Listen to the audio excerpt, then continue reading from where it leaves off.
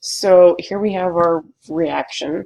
I'm going to show this reaction of hydrogen peroxide breaking down into water and oxygen individually. So here we have hydrogen peroxide. It's only 3%, so it won't be as a violent reaction as some may be, but this in container.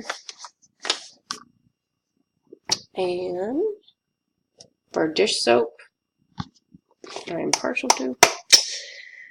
So this is merely just for visual sake, as is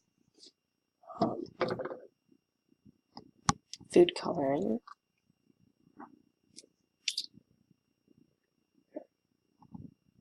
Put a couple drops in there. And then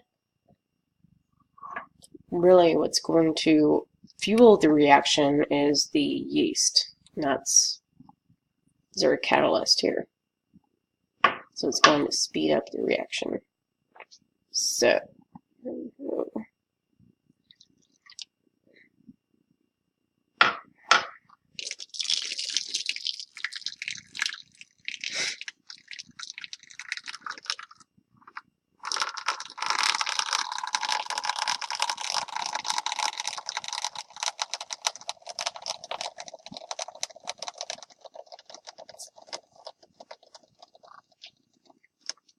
there you go.